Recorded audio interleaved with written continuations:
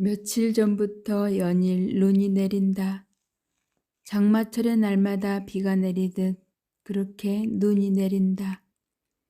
한밤중 천지는 숨을 죽인 듯 고요한데 창밖에서는 사분사분 눈 내리는 소리가 들린다. 이따금 앞산에서 우지직 나무 꺾이는 소리가 잠시 메아리를 이룬다.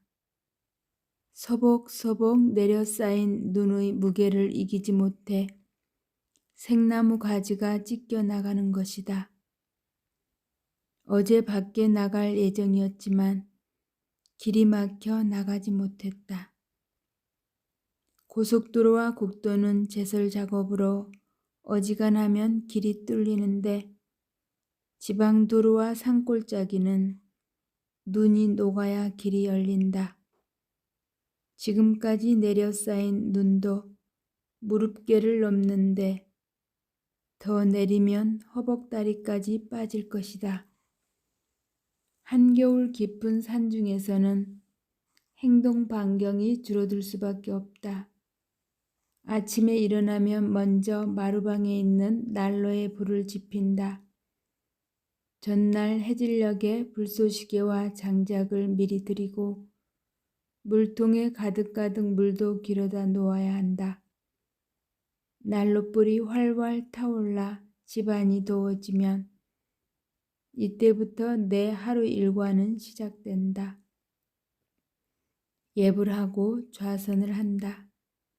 날이 새면 털모자와 목도리, 장갑, 눈에 신는 장화를 신고 생활 공간에 필요한 최소한의 길을 가래로 친다. 먼저 개울가에 이르는 길을 치고 밤새 얼어붙은 얼음장을 깬다. 시냇물 소리가 다시 살아난다. 다음은 정랑으로 가는 길을 치고 디딤돌이 얼어붙지 않도록 쌀이비로 쓸어낸다. 사람은 먹는 것만큼 또한 내보내야 하기 때문이다. 그 다음은 집 뒤에 있는 나무간으로 가는 통로를 쳐야 한다.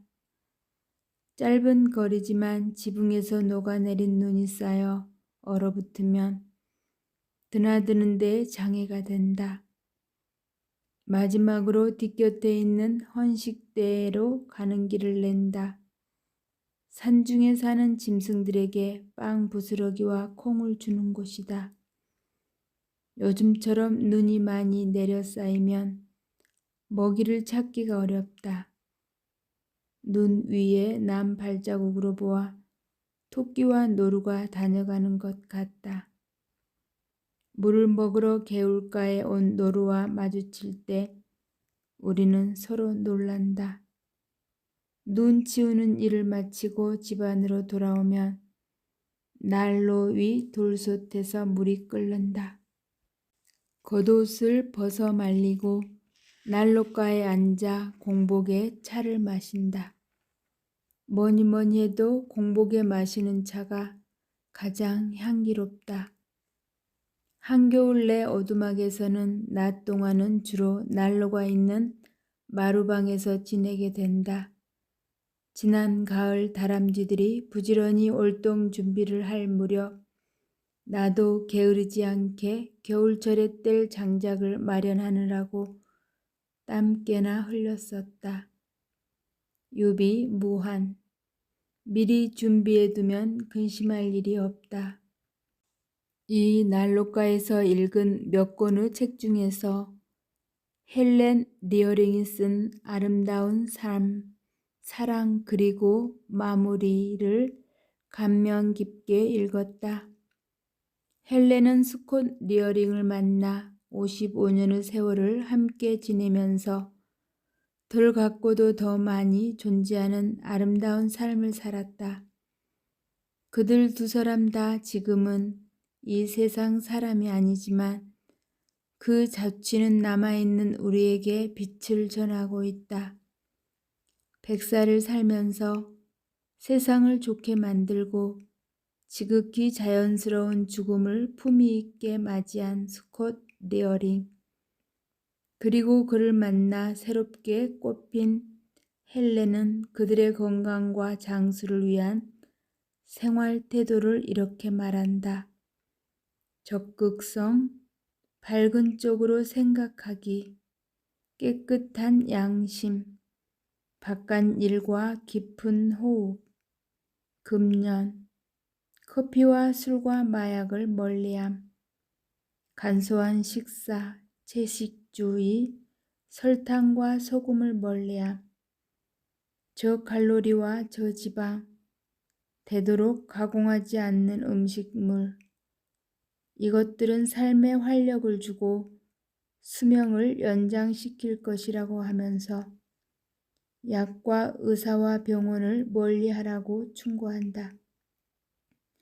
흙을 가까이 하면서 지극히 자연스럽게 살아간 그들이 장수와 건강의 비결로서 약과 의사와 병원을 멀리하라고 한 말에는 큰 의미가 담겨 있다.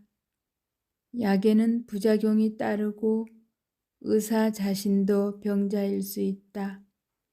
그리고 병원이 병을 낫게도 하지만 없던 병을 만들기도 하기 때문이다. 두 사람은 일상생활에서 스트레스를 줄이는 묘법으로 다음과 같은 것을 제시한다.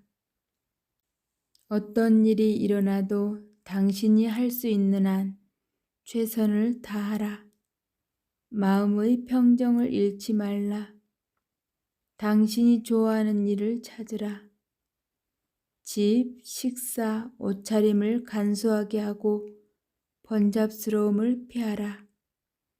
날마다 자연과 만나고 발밑의 땅을 느껴라. 농장 일이나 산책, 힘든 일을 하면서 몸을 움직여라. 근심 걱정을 떨치고 그날을 살아라. 날마다 다른 사람과 무엇인가 나누라. 혼자인 경우는 누군가에게 편지를 쓰고 무엇인가 주고 어떤 식으로든 누군가를 도와라. 삶과 세계에 대해 생각해보는 시간을 가지라. 할 수 있는 한 생활에서 유머를 찾으라.